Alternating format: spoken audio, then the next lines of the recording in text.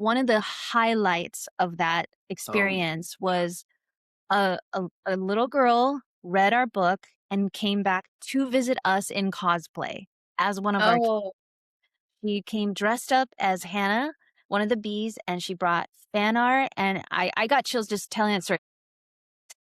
Desi and Jon St. Amant are a husband and wife team based in Southern California whose debut graphic novel, 3B Honey, is coming out from Papercutz in October 2026 of this year. Desi is a writer, copywriter, and a voice actor, and John is a writer illustrator and a content creator with a very popular YouTube channel called Mr. Saint Amant, where he teaches figure drawing and digital art. And both of them are former teachers. Desi taught high school English, and John taught middle school art. And so what I'm really excited to talk to you guys about today is the whole journey that you've been on so far to get to this point and what you are planning in the upcoming months to launch your debut book. So thank you so much for joining me. Thanks for Yeah, having thanks for us. having us. So let's start off with just tell me about the book. So, what is the book about? And show it to me if you can. Yeah, so 3B Honey, and John's going to show the image of the book cover. 3B Honey is a middle grade graphic novel series about a young lonely worker bee who has to choose between her new friends and her new passion and saving her hive from imminent collapse. So these are just some page samples with the finished work of book one, page one, and then further on into the book. But yeah, it So basically reflects on our beekeeping experience and teaching experience. And so there's a lot of those elements: bee science, friendship, and just being an adolescent in a world that expects a lot of you. yeah, so one of the things that I think is so interesting about this project, and I think it'd be cool to discuss, is that it features anthropomorphized animals. So they're sort of kids and they're sort of bees at the same time. And they exist in an insect world, which from the very beginning, I just was so into this because I felt like when I was, 9 or 10 years old, I would have loved a book like this. But we got a little bit of pushback from publishers about that. So you want to talk about a little bit about that? Yeah, I mean, the John can speak to this as well, but the design of the characters has definitely evolved over time. I think we first approach it in a more like realistic, let's make them look like real people. And we realized over time that making them a little more cartoonish was from the publisher's feedback of making it more visually engaging for a younger audience, because there was a disconnect between the story and, like, the design of the characters from what I remember. Yeah, and the whole purpose of making them anthropomorphized is that it just makes them more relatable. So for this particular age group, I've seen some really great bee graphic novels. There's one, Clan Apis is one of my favorites. Mhm, And mhm. it's where the bees are drawn scientifically accurate. And, insects are very alien looking. They're very fascinating. I love looking at, entomology and different insect species and things. But we wanted to make expressions. We wanted to make the characters show, like you can see in these panels here, worry and fear and happiness and nervousness. And so we felt that having more of cartoony human, kind of like Maya the bee, more of a human perspective, but in a bee world, kind of that merging those two cultures together was probably the best way to go. And to go back to that page, John, Yeah. we did we were very intentional with our design of the characters. Like, bees actually do collect pollen and put them in these little, like, they're almost like pouch-like The satchels. satchels on their legs. And so we designed the characters to have like actual little, like almost like a fanny pack kind of thing, a satchel on their legs as well. But obviously, for like a anthropomorphized character, instead of the big buggy bee eyes, we have them have goggles so that, Mhm. they could actually see food sources the ways that bees would. So we were trying to think of ways to like bring those two worlds together, of like the human world and the bug world. And we also, I'm not sure if John mentioned this, but we wanted our readers to see themselves in the bees. And the best way to do that is to make them more human like than not. Mhm. That was enough. why we decided to go for the more anthropomorphized design. That's so fascinating. Are you gonna include back matter in the book that goes into those details? Yeah, our editor has mentioned having some back matter. We have I think the first book, it's a how to draw How to draw the portion, characters. but I would love for book 2 to be an Yeah, overview, and we'll have to talk with him on that, but yeah. to have an overview of the design, like every bit of the character's design, even down to their cowls, their little gray Mhm, fluffy thing. mhm, The cowl represents the thorax of a bee, which has a light gray hairs, and it's kind of like a blackish, grayish kind of color depending on the bee species. But yeah, I would love to go and do like a labeling page of how the connections with an actual bee, were designed. That'd be a great idea Mhm. to oh expand my on. gosh, I'm already envisioning your school visits and, like, how incredibly fascinating this is gonna be for the kids. Well, I love that you mentioned that because on our visits page where we pitch to visit libraries and schools, we do offer a range of activities and lessons for the students Mhm, depending on their age level. But um, one of our lesson activities is insect character design. So we actually take our learning from 3B Honey about how we designed these characters based on actual bugs and how we basically anthropomorphize them. And we actually did this at an elementary school, I think about a year ago, and it went really well. We went over, what the bugs actually look like, what the parts of the bugs are, and how different bugs can reflect different personalities. And the students who were, I believe, first graders, Yeah. they kind of they sort of gravitated toward the bugs that they really liked that reflected their personality, and we taught them how to design a bug character based on their personality, and it went really well. And oh also, my gosh. I recently did a talk at a college, a local Cal State Fullerton, and I did the same lesson, the same contest. I made it more of a contest where students, Mhm, it was an advanced illustration class. Students had to design themselves as an insect, and again, I was not expecting them to be really excited about it, but they were so into it. Within 20 minutes, they had amazing designs. Some of them full color turnarounds, and then of course, the professor made me choose one winner, which was really difficult because they turned out really nice, and so it's an all ages thing to turn. oh my yeah, Oh, how often can you have a workshop that works as well for first graders as it does for college students? yeah, that was a Yeah. surprise, a recent surprise to us. Like I was going into it kind of like, I don't know if the college kids are gonna really, take this on and be serious about it. They were just kind of roll their eyes, but they were really invested. It was fun. Wow. So, did we mention that you guys actually are beekeepers yet? I don't I don't think I so. can't remember, but I mean, currently our beehive is closed for business. The bees actually absconded. I want to say it's been a couple Couple of years years. now. Mhm, Basically, they grew too big for the hive space that we gave them, like in a mhm, nutshell. And then we were actually trying to start another colony, start another hive, but we found out our youngest son is like seriously allergic to bee stings. He just developed that allergy, so he was, like, very scared at the prospect of having bees. So mhm, I think So yeah, we went from hobbyist beekeepers for 4 or 5 years, and that's where we learned a lot of bee science and became mhm, so amazed at their structure and how they mhm. basically are like a super organism. And I'd go to parties or get-togethers and just nerd out over bees, and she'd be like, "John, stop! Like here."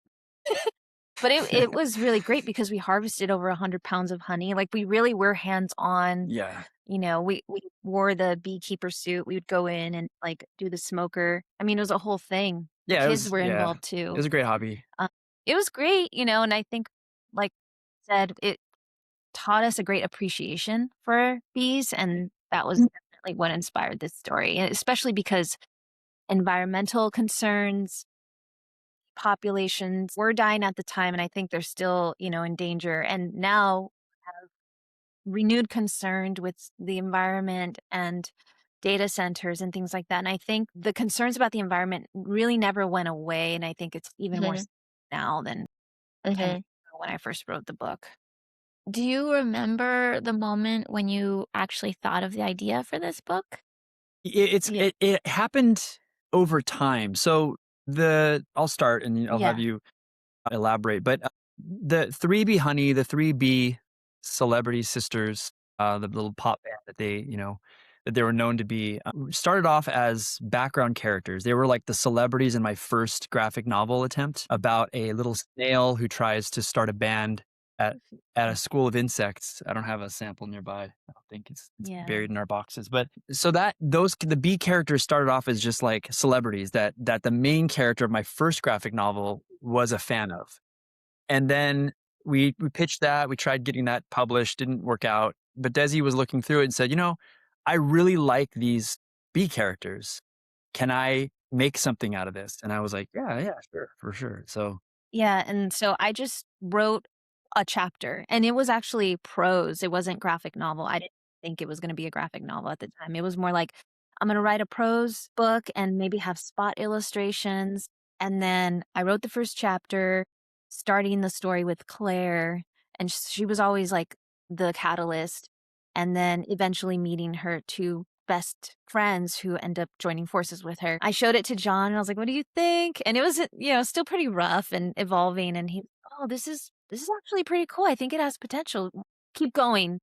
Mhm. So I did, and over the course of probably 8 months, 9 months, I finished a first draft.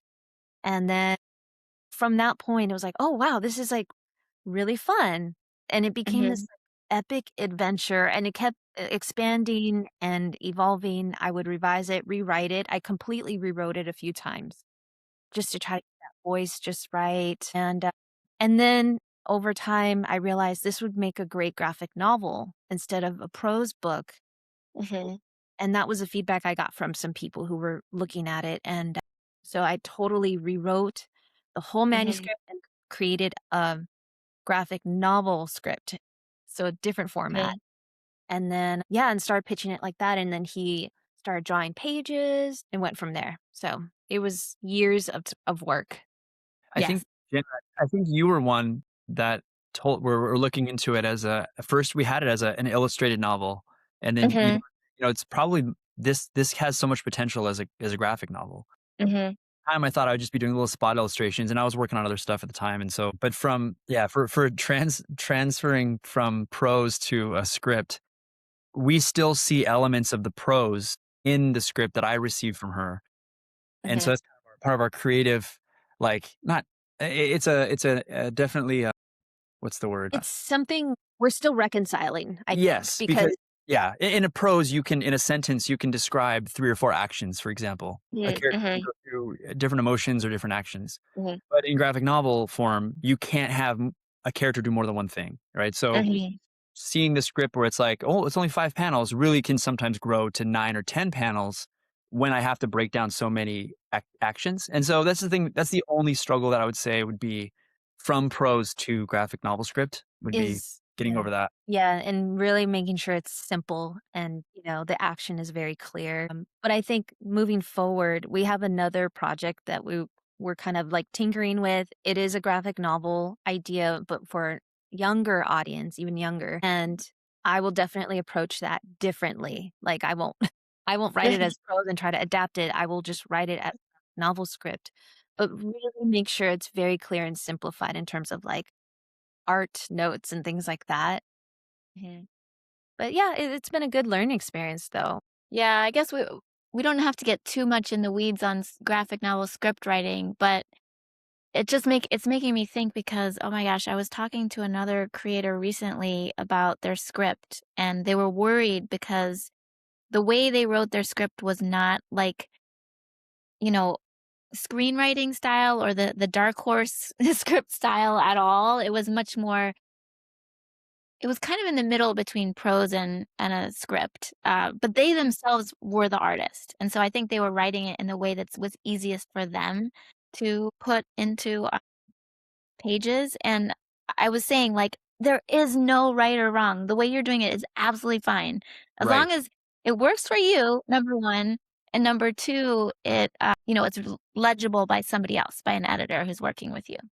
Yeah. Yep. Yeah. And I think the next time, what Desi is kind of hinting at is we want to be so loose that it's more describing the mood and the Mhm. general Like activities of the dialogue and page, yeah. and just see what I do with it. Like instead of Yeah. it being as prescriptive as it is now, Yeah. because Mhm. I do find myself going, I'll walk in and go, Desiree, this doesn't, we have too many, too much words or too many panels. And so it's Uh-huh. kind of a back and forth. It's in good spirits. But yeah, I think I have a friend who does that where she'll write for herself and it's just a Mhm. one or two sentences and that's it. Mhm. And then she will compose the page, however it is appropriate, Yeah. you know? Yeah. Cool. All right, so let's talk a little bit about the journey to publication.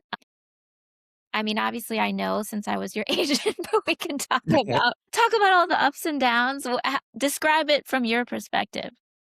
So we started off by KCU used to have had an activity called the hot seat, Uh-huh. and it was a program where you would put your work up and have the members just basically give critical feedback. And we were nervous about it. We had you make a video talking about what you're Mhm. looking for, the kind of feedback you're looking Mhm. for, and that sort of thing. And so on the hot seat, we submitted the project and then it caught your attention. You reached out to us and said, I'd like to maybe further develop this. And we were excited for sure to do that. And so thus began the epic journey of getting this thing out into the world. You know, got the pitch package ready to go. And for, I think the details of this, maybe 2 years of submission, Like kind of pausing in between and Mhm. taking breaks. revising And the and key thing is we were working on other stuff at the time. We had other projects kind of figuring out, and instead of just waiting on pins and needles for responses. So, didn't get much response back for those first couple years. But you, to your credit, you swore that this was going to be published, that you knew publishers someone's going to want it. The world's going to want it. It needs to be out there. Like that you were, I will say, um, championed but it for also sure. like reinvigorated our interest for it because there was a time where we were like, let's just move on. Mhm. And Mhm. you were insistent. No, this needs to be out there. People are going to love this. And so, okay. And then you did something that I was surprised by, which was you suggested we crowdfund. And, you know, the agent and client relationship and partnership is that there is 15% of what is made off of a deal, a traditional book deal, and there was Mhm. nothing in it for us to crowdfund. Like you knew that, but you were playing the long game. And I always love telling people this story because it worked. It was crowdfunding is a testing ground for story, Mhm. and sometimes publishers are not the most imaginative bunch, Mhm. and until they see that thing in their hands, Mhm. it's hard for them to wanna take a Like risk on it. envision it. Yeah. Yeah, and Mhm. so I think having that crowdfund behind us, where we made 193, almost 200% of our goal. We did really well on the Mhm. crowdfunding. So having that physical item that you then took. Now, I don't know the exact story of this, you can maybe elaborate, but you took that physical first 65 page, sample or a Early crowdfunded version, edition. early Yeah. edition, took it to a convention or conference where you Yeah, it then was New York Comic Con, I think. okay. Yeah. And I mean, if you want to fill in the gaps of like, But yeah, yeah, I was meeting with some people from Papercutz, which is part of Mad Cave at New York Comic Con, and we were talking about different projects that I had with clients, and I brought your book out, and I was like, "These people are amazing," and I guess I persuaded them. you did. Yeah. Yeah, but the physical thing helps, right? Yeah. And the confidence and the like having that just having that like belief in the project, like you did and so Mhm. the belief plus the actual thing to show somebody, look, this is what it could be. Imagine this Mhm. but expanded kind of thing. Mhm. Was Mhm. probably a lot easier sell than, hey, I got this thing, here's a digital file, here's kind of the here's the Yeah. script. Mhm. So I Yeah. think that probably was a big factor. Your enthusiasm plus the physical item was probably what really pushed them over. Hmm. Well, I would also say beyond the physical item, it's just the hustle that is demonstrated when you go out and do a crowdfunding campaign. I think that shows a lot. Although as we were talking about earlier before we started recording, sometimes I'm surprised when publishers don't take it into account as much as I think that they should or would. But speaking of that, did the crowdfunding campaign help you amass like a mailing list or start developing a readership in any way? Yeah. I mean, we started the newsletter before the crowdfunding, and I think that was really important. Mhm. Originally, John and I had 2 separate newsletters, but that Mhm. became kind of, like, difficult to maintain, and we were kind of Mhm. saying the same thing. Mhm. So we decided to join forces under the brand Saint Amant Stories and, Mhm. do a newsletter together. Mhm. But that initial our initial newsletter started, I wanna say, like, 2 years before the crowdfunding campaign. So Mhm. and it was never, like, huge, but it had, I think, over 100 subscribers at the It was time a gradual growth at first. between the 2 Mhm. of us. So I think posting on there, having a readership, posting consistently, we do once a month because that's all we Mhm. can manage, but we are Mhm. consistent. We have not Mhm. yet missed a month, knock on wood. Mhm. But I think getting the word out through our newsletters helped a lot. We had, very loyal support from our family and friends, and they also shared it with other people they knew. So it was able to get funded pretty quickly that way. And it's been, our newsletter has grown since then. And A lot of in-person events help. We're yes, doing, we have a little, like a checklist or a little, what's the word? A clipboard mm, with just signups that we build up as we're talking to people. And what's yeah, nice about having that is they don't have to buy anything. They can still feel like it's a step they're up from supporting. Yeah, it's a huge step up from just grabbing a business card and then losing the business card. I mean, we've all done Yeah. that. We collect business cards and we go home. What do we do with these? Like, Mhm. so the newsletter, what's nice is that sign up, they become a part of, the movement, the the community. ecosystem. Yeah, And then later, if they see the email come in, they're not into it, then of course they can opt out. But we found that to be the best growth is in person where they trust us. Mhm. They got to talk to us. We share some funny stories or something where we kind of mhm, connect. yeah, and that we've been doing a lot of in-person events the last couple years since the crowd Mhm. campaign, and I mean, just really trying to be hyper local. Mhm. Haven't gone, like, out of state yet, but we're definitely interested in going, out of state or And global. in global. But we've been farmers markets, library, art walks. We have one coming up in on the first Friday in June in Fullerton over here. Anything we did WonderCon the last couple years. So whatever we can get to, and we always promote the newsletter. Yeah, like most of these conventions where we don't earn, just to be fully honest and transparent, Mhm. they're not financially profitable often. In fact, there are some creators that swear off. They refuse to do conventions just because of the profitability, the lack of profitability. There's so much that goes into parking and the table Mhm. costs, all these things. But what I consider a win is connecting with people. Like if we go to an event for 8 hours and we come Mhm. home with interesting stories, we got to meet we met some fascinating people at our table. Mhm. I Mhm. mean, there was a person who sang, what was it? It was a space national The anthem. SpaceX. He, like, performed he was a really Yeah. interesting guy, and he was a veteran turned archaeologist, told us Mhm. about some fascinating archaeological digs he was on, and then the Mhm. conversation turned to the Space Force, and he gave us a little personal rendition of the Space Force anthem, and we were just, like, sitting there like, Yeah. "Wow, that's pretty cool." But, like, that to us, I think is more of a win than coming away with, "Oh, hey, we were profitable." Like, because in the Mhm. long run, we're building community, we're connecting with people. That's what art is Mhm. all about. I think Mhm. the most important thing is just connecting with people and making people feel heard, making people's problems or situations feel, like, relatable. Like, they're like, "Oh, hey, this Mhm. person does the same thing we do." So, Mhm. I also feel like us being teachers, like, we are strong when it comes to, like, connecting with people, being good listeners, being engaging, and, just being, like, friendly and warm. Mhm. That Mhm. that just comes naturally, but, I feel like our strongest supporters are born from those, like, face-to-face moments. Like, Mhm. our last time we tabled at WonderCon, I mean, I don't think we broke even in terms of, like, the costs yeah. versus what we made, and stuff. It was definitely lighter foot traffic this year than in Mhm. past years. But one of the highlights of that Oh, experience was a a little girl read our book and came back to visit us in cosplay as one of our She came dressed up as Hannah, one of the bees, and she brought fan art, and I got chills just telling that story because I was like, "Oh I'm my trying to find that gosh." photo. I don't know. And Can we share it? We shared it on yeah, our social media, it's on but our if I social can media. find it. Um, Mhm. but she and her family met us at the previous year's WonderCon. That's where they Mhm. got the book, and then she came back. She loved it so much, she came back this past year and wanted to see us again. And Mhm.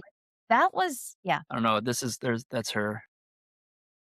Well, you know what you can do? You can send me the link to that Instagram post, and then I Okay. can put it in the description of the YouTube for the Oh, Awesome. YouTube cool. video. Okay. But that was amazing, and that honestly was like, this was peak. Like, I'm good. Like, this was worth the Yeah, whole yeah, yeah. for me. Like, I don't even care if we didn't sell, Mhm. a bunch of stickers or whatever, Yeah, yeah, yeah. but yeah, and we met some other, families and their kids at this past year's WonderCon, so maybe, next year, Mhm. whatever we end up going there, they'll look for us next year. So I don't know. I mean, I think we planted a lot of seeds. Right, right. Yeah, sometimes, I mean, newsletter mailing lists tend to grow very slowly, and I think sometimes that can feel like to people like, is it even worth it? But to me, a small but highly engaged connection with people is much more valuable than a big following that's very much like, just clicking like on a social media platform or something like that. Yeah, Yep. I agree. Yep. I would rather have a cult following of just serious fans who just love the work Mhm. and connect on a deeper level than a mass following of just kind of casual, people. I just think we just love making meaningful connections. That's what Yeah. it really is Mhm. about. Yeah. Yeah. So, I'm interested.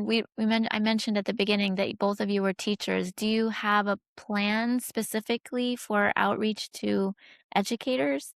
Yeah. Yeah, I mean, so there's a couple things. We are reaching out to. I found that college visit to be really fun, Okay. and so we are reaching out to deans of the local arts schools, like colleges. We want to do that. I recently got a part-time job doing elementary school teaching, so I'm like the art teacher. I go from Okay. to class. I'd Okay. read it was one day. Well, it just ended, but it was one day a week, 5 Okay. classes, and at the end, I was able to pass out little flyers about our book because I was teaching first and second graders, and so they were Okay. all excited to be able to learn more. Okay. As far as, school visits, we do plan on, we wanna do school visits maybe after the book is out, just so we can have a Okay. thing to show and flip through and Okay. help out. But, I'm also starting one-on-one coaching. I don't know if that's really not really elementary. We'll talk about that later, Okay. but for elementary schools, yeah, just outreach, especially when the book comes out, and I really like doing the workshops. I think those Mhm. are really fun. Okay. We look forward to that. Yeah, I've actually created an Excel spreadsheet with, like, a Okay. bunch of names, and I've been reaching out to podcast hosts, Okay. librarians, so we're, Okay. like, right in the middle of that. So I literally sent an email this morning to another librarian. So I'm just chipping away and, like, every day doing some kind of Okay. outreach, and then I'm keeping track of, like, what the response is, finding a Okay. follow-up. Um, so that's in action right now. Even though the book doesn't come out till October, we all Okay. know that this stuff is planned months in advance. Okay. Okay. It helped to get on the list, for Okay. libraries and schools. Okay. And actually, we prepared a one pager. Well, it's not technically a one pager, but we'll share what we've done. Okay. So when we pitch ourselves to libraries and schools, we want them to know we put a lot of thought and intention behind it, so that they know we've got it covered. Like they're not Okay. bringing amateurs, and not to say that, other authors are all amateurs, but we come with experience and the know-how to run a workshop, run a class. So we have various Okay. activities that they can choose from based on their interests. We have various age groups that we can work with, from young elementary, kindergarten, first grade, to college age. And if Okay. you want to learn about, publishing a comic and designing characters. And we talk about what we bring with us, 36 years of classroom teaching experience combined between the two of us, strong class management skills, ability to develop these lessons in a way that support ELA and visual art objectives. We are aware of learning objectives, so we are Okay. like Mhm. bringing that to mind when we design these, and great enthusiastic energy. So we do that. And then when we reach out to podcasts, it's not necessarily a workshop, but we send them a media kit, just us in a nutshell, so they know like who we are, what we've done, and why we might be interesting to talk to. So Mhm. um, when we reach out to both groups, we want to make it very easy for them to envision like what we can bring with us. Yeah. So for when you're reaching out to schools or when you do eventually reach out, because I don't know if now is the time when you're going to be doing that, but are you researching contact like okay, so I know you have existing contacts and I'm sure you're going to be reaching out to everybody that you're already connected with. But for people that you're not connected with necessarily, maybe going a little bit beyond the absolute local area where you are you gonna be doing cold outreach, like looking up, director of curriculum and stuff like that? Yes, absolutely. Yeah. And I mean, we're starting with the people we know, but I've already started reaching out, just cold pitch Mhm, librarians and deans of, departments, mhm. things like that. The hard part honestly is finding contact information. You know, Oh, like really? Because I would like think that, aren't emails usually available, like, on school websites? school websites, schools are different. You can find Okay. pretty easily. Librarians at public libraries, Mm, their emails I find really difficult to find. mhm, Like it's a little tricky. So that part has taken, some time just like researching and trying to find the best way to contact them and mhm. get a response, and not Right, get lost in the void of. right. Yeah, yeah, that makes a lot of sense. I was listening to a podcast recently where somebody was this was nothing to do with children's books or graphic novels, but it was related to book publishing. And this person was talking about it was a finance book, I think, and he had sent an email to faculty and finance departments at universities all over the country. I think it might have been a biography of somebody in finance. I cannot remember. But anyway, he was talking about how this cold outreach email actually did have really significant positive return. Like he had apparently his book was actually adopted as part of the curriculum for some classes. So That's that's like amazing. really great. Yeah, That's Yeah. that is awesome. really cool. Yeah. I mean, yeah, there's still so much work to do. Yeah, Honestly, it's like a huge mountain, and Yeah, it is. but it's so important to, like, traverse it, like, Yeah, yeah. I you have mean, to I think the thing to me that's so key is just figuring out, well, who are the people who are most likely to be particularly interested in your book, and how do you find them? And then what do you send them that will be most compelling? right. Yeah, Yeah, yeah, and like I said, we're still pitching ourselves and trying to make contact with people. Mhm. So it's a work in progress right now, but we're definitely starting on that, like, we've begun that Yeah. work. yeah, and it's also a lot about finding a good angle. So our Mhm. book has entomology, it has bee science, it has Mhm. friendship themes, it has pop star, scent themes as well. So Yeah. those types of things could be little hooks that we can reach out beyond just school visits or college visits. Yeah. Like I would love to do a bug show. Like I Mhm. just to go as to nerd out over bugs for sure, Mhm. but then to also table there and to be able to nerd out over bees to people who come up who are curious about it. That would be Mhm. awesome to do some type of Yeah. they have insect shows like expos and stuff around. Mhm. Mhm. So that'd be fun. Yeah. Trying to be Well, open-minded. one thing that since you are a husband and wife team, I'm just curious, have you discussed between the 2 of you the sort of a divide and conquer approach? Like, would you go out separately to do school visits Yes, ever? the college visit was me by myself. Mhm. And then when we did the elementary school, that was combined, so Desi was able to kinda Mhm. narrate what I was doing. I Mhm. was focusing on drawing, Desi was kinda like the host, like the MC kinda thing. I do feel like John's essential just because of the art part. Like, I can't Mhm. Mhm.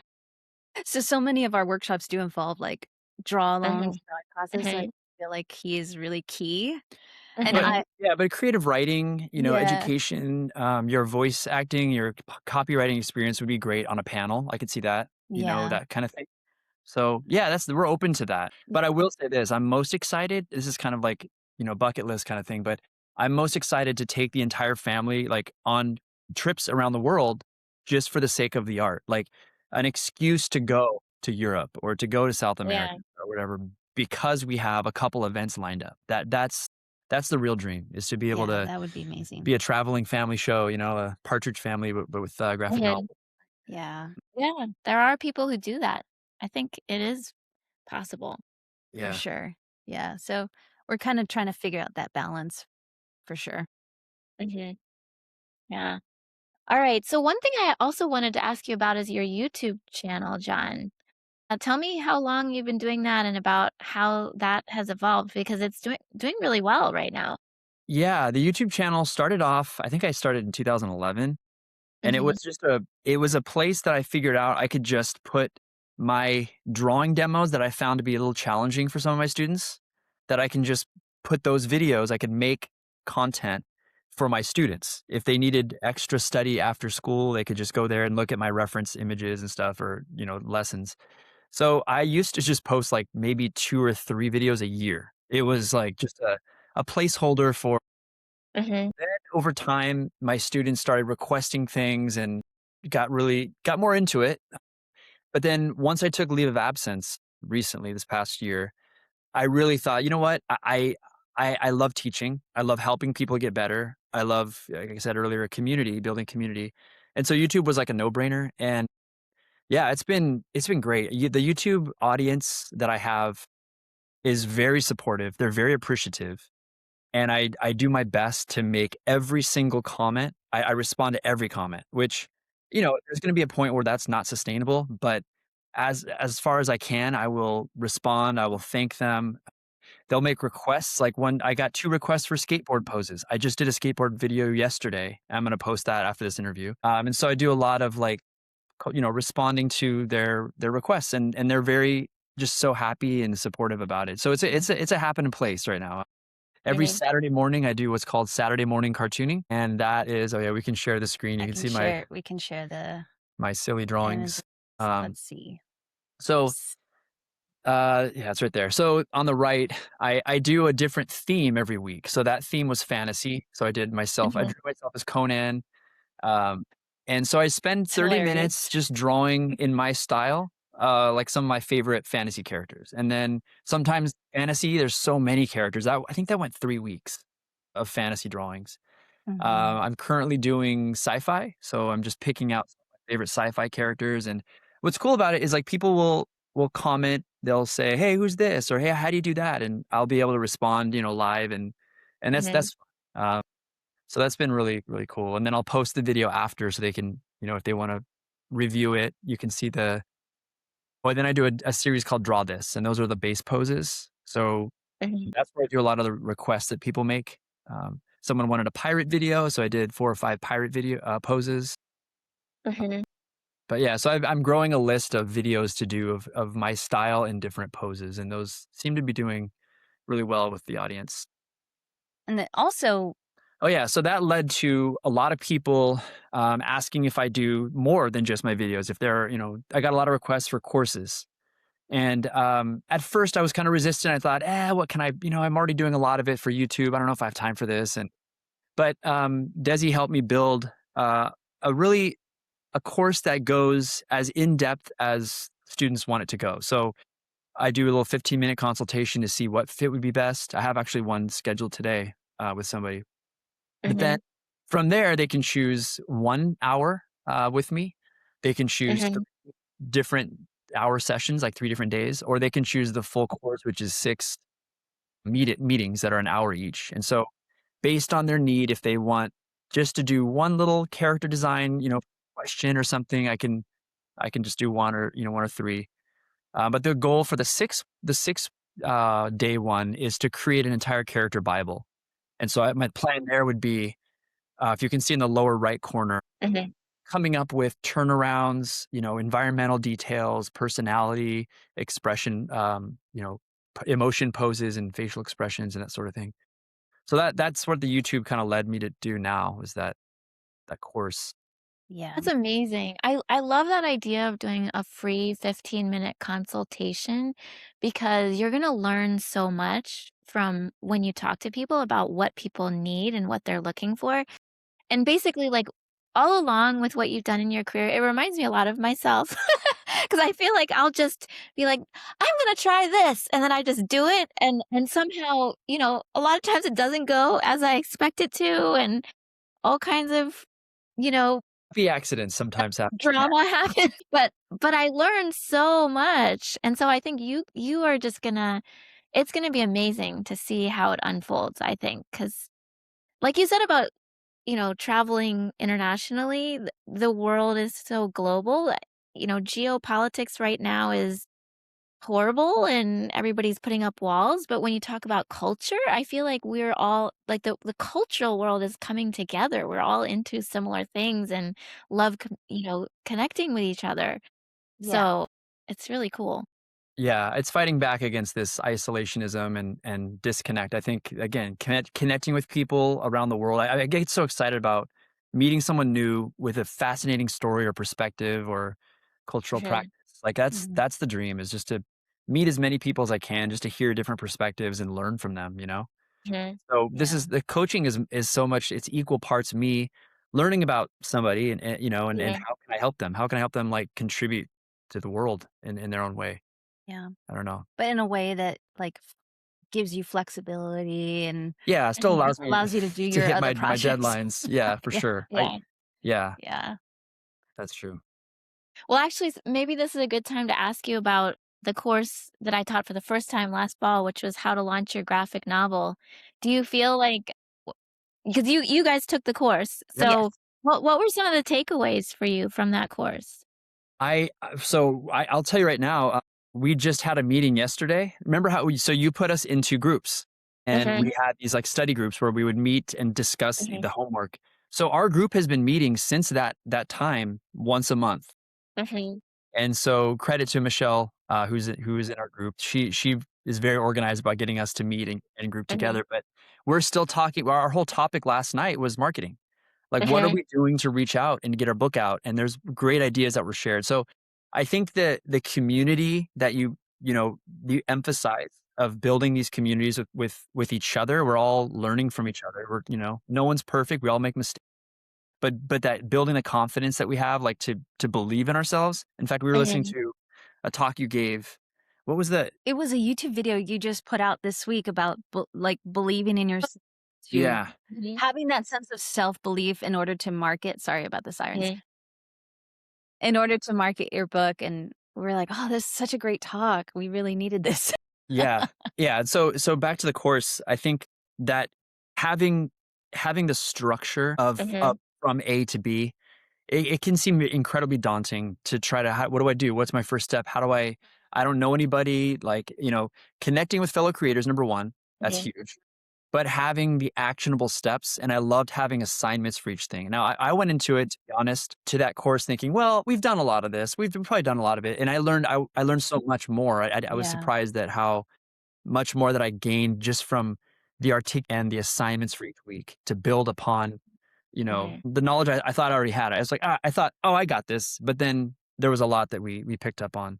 Yeah. But the actionable steps were really helpful. Like being able to learn something. I love the kind of D&D theme that you had too, where, Mhm. Yeah, that you know, that's Jade, all Jade yeah, Bond. that was fun. And so learning something of the why you would do this, the action, here's now what you should do, and then meeting with a group to hold each other accountable. And how are you guys implementing this one? Did you understand that last part? And bouncing ideas off was really helpful. I mean, to reiterate what John said, we learned so much and we were already in the process of publishing a graphic novel. I Mhm. can I can only imagine how much stronger we'd be if we took that class in the Earlier. beginning of that Yeah. journey. Because Mhm. we found like it's kind of like when you build a house, you want to make sure the framing's strong, the foundation's Mhm. good, the drywall's set. I realized there were some like patches that needed to be repaired and like Mhm. redone, Yeah. Mhm. like Yeah. updated Renovations. renovations that we needed because I was like, oh shoot, I forgot to do that, or I need to add that to my website, or blah blah blah. Whereas if you're just starting, you're like building that foundation very strong from the beginning. Right. Yeah, Mhm. you're kind of going from point A to B It instead of saves like, time. going roundabout. But yeah, and I still am working on stuff. Like we mentioned before the call, like my website is not where I want it to be. Our website isn't where I Mhm. want it to be. It's fine, but Mhm. it's definitely I see a lot of changes that I want to make. Like there are things I want to do differently. And so now that you gave us a tool set, I'm like, Mhm. okay, how am I going to make that happen? And right now to be honest, I don't have the budget for a web designer, but I'm determined to learn and find a Mhm. platform that will give us the type of design tools that make it look more professional, more polished. So, but Well, yeah. for one thing, I just wanna say marketing is always in progress. Because I mean, I too with Kids Comics Unite and with my agency, there's just so many things that I'm in exactly the same boat. We're all in the same boat, but we're all, taking it one step at a time. But this is maybe a good time. Can I show your website? Yeah, yeah. Sure. Okay, let me yeah, exactly, right. Don't worry, we're all believe me, I have things I need to fix on my 2 websites as well. So let me share my screen. So I did clear this with you before we started recording this interview, if it's okay for me to talk about your website a little bit and discuss some areas that you might change. Um, I gotta so get ready. Yeah. so one thing, I wanted to mention is that you have to scroll on your homepage to get to your book that's coming out. Mhm. And I would say that your upcoming debut book is probably your most important thing, so you probably wanna have that above the fold. And then one other thing I noticed is that, you do use artwork a lot on your website, like, if I go to your press, oh, wait, not here, I guess. Press and media kit, is that it? Yeah, here. Um Do you know when you upload the file, are you using the alt text inside of you use Weebly, right? Mhm. So are you adding all the text that's in this image into that so that it's machine readable? You know what? No. And I need to figure out how to do that. Yeah, because that's one thing I would say is that, search engines and, of course, AI, now AI is are people are using for search. They can't read an image. Well, some of them can, I guess, but still, I think it's best to make sure that all the text that you want to be readable is available That's a for great. search. Yeah, no, that's really, Okay. really helpful. Yeah, and then another thing that I was noticing, let me see, I made a few notes. Um, I so when I went to your visits and workshops page, I was thinking that you might want to reduce the number of activities that you offer because sometimes if you offer people too many choices, it gets they have like brain freeze, and they're like, I don't really know what I want. And so they don't choose anything. And I think that this is a lesson that I still struggle with so much because like you, I love to teach and I wanna, help people so much and give them all the options, and it's been such a hard lesson to learn, but learning that lesson of, like, sometimes fewer options is better. Yeah, Okay. No, that makes totally. sense. Yeah, for sure. Yeah, and so anytime that I'm promoting something, I try to ask myself, "How can I make the decision-making process easier for people?" And oftentimes, that means taking things away and making it more clear. Yeah, I Yeah. want to use the example. Not everyone watching this has the luxury of an In and Out near them, but so- but they're growing. They are moving eastward from California. But anyway, In and Out is known for a very simple menu, but they Mhm. have a vast secret menu. So if you know how to ask for certain things, they will customize your burger in ways that is never mentioned on their very simple menu. And so I think that's kind of a nice like goal to achieve is like keep it simple but offer customization maybe. Yeah, yeah. That was a lesson that I learned years and years ago when I was working with my husband, who's a photographer, and we were working with a business coach. And at that time, his website was like, I do weddings, I do portraits, I do corporate events, I do bar mitzvahs, I do like this and that, I do everything. And she was like, you should pick one lane that you really love and make your website amazing for that thing.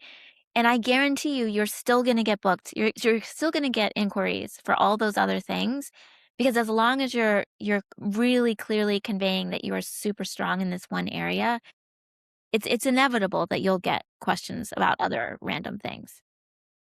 That's true. That's a great point. Yeah, we'll definitely Yeah, look at culling that list a little bit there's a more. psychological term for that where it's you if there's a menu that you see or something that's too many choices, you will Like decision overwhelm, decision Yes, fatigue. yeah, right. Yeah.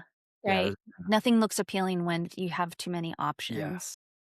Yeah, yeah. And I think the one other thing I wanted to ask you about your website is to think to yourself, what is the most important thing I want people to do when they land on my website? What do you think that is? I would say currently it's to get our pre-order our book. So I think putting What that on top. I Yeah. mean, that's the well, Close second would be to sign up for the newsletter. Like those two are like, Yeah, I mean, I guess I might suggest doing doing the latter, which is getting their email address, because I think people are more likely to take the action of pre-ordering your book once they've gotten to know you and if they really like you.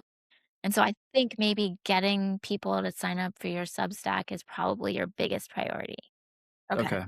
Yeah, that makes sense. Yeah. So basically, however you end up revising your website, that would be like the thing to make as obvious as possible. Mm-hmm. That's the reason why those pop-up windows are so popular, because even though they're annoying, they work. Yeah. Yeah. We need to implement that for sure. Okay, I'm writing it down. No, that's super helpful. Thank you for the feedback, Jana. Yeah, thank you. Yeah, I love looking at websites. So anytime, talk to me about websites, and I'll be happy. Yeah, no, that's good to know For for sure. sure. Yeah. Very All right, cool. well, I would love to kind of wrap things up and have you tell people how they can connect with you, Sure. I can share our screen here. and of course, sign up for your Substack. Yeah. So moving to this page here. So the biggest, the website we were just talking about, saintamantstories.com is where a lot of the stuff happens. And then our Substack, TikTok, and Instagram, you can find us at Saint Amant Stories all smushed together. And I will say, can I just interject here? I will say I spent time objectively, just Desi runs the TikTok and Instagram. And I was just going through TikTok last night, just as a viewer, an objective viewer, and I gotta say, her TikTok is solid. I think it's objectively underrated. And so that's definitely something to check out because she puts me in a lot of the videos, and I usually She's my muse. I usually roll my eyes, and I'm not into it. I'm not thrilled about it, but then I see the results, and it's hilarious. A lot of these posts are really funny, and so it's worth checking out. That's all I'm saying. Yeah, whenever I mean, like, look, I as a copywriter for an agency, I did a lot of organic social content. I wrote scripts, we filmed, I sort of like directed it, and then I was involved in Mhm. like the revision and editing. So I got a lot of hands-on practice. So then it taught me like, oh, this is how you do it. And so we've been doing Mhm. it for our brand. So it's tricky to share the creator experience for a book that's not out yet. And that you can't And share. for a long Yeah. time, we couldn't share anything Right. about. So we had to talk about the creative Or process the lifestyle. or like other sort of related topics like Mhm. writing and revising and Mhm. things like that. So I would just try to come up with ideas on like how can we tell the story, but in a very like funny sort of meme-ish way. Yeah. So Mhm. every time I do, I'm like, John, trust me on this. I have an idea. I'm gonna film this. I'm gonna Yeah. put this song. It's gonna be great. It's gonna be great. So yeah, looking at it last night, I'm like, all right, I'm more game for stuff in the future because you'll see a lot of videos of me like rolling my eyes and shaking my head. But anyway, to answer your question, Yeah. long answer, TikTok is probably the most fun social media that I would check out. And then lastly, YouTube. My YouTube channel is where a lot of the learning takes place. Every Saturday morning, 9 a.m. PST, I do the little cartooning, Saturday morning cartooning. So yeah, those are the places that we're most active. Fantastic. All right. Well, I personally believe that if people follow you now, they are just getting in at the very beginning of a really long, brilliant, amazing trajectory. You have so many cool things ahead of you. I am very, very sure of that. Appreciate So, that. Very nice. Appreciate it. And we love talking to you today about this too. Yeah, it was fun. This was great. This was a lot of fun. yay. All right. Well, we'll see you on the interwebs. Yes. See you on the All right. interwebs. Take care.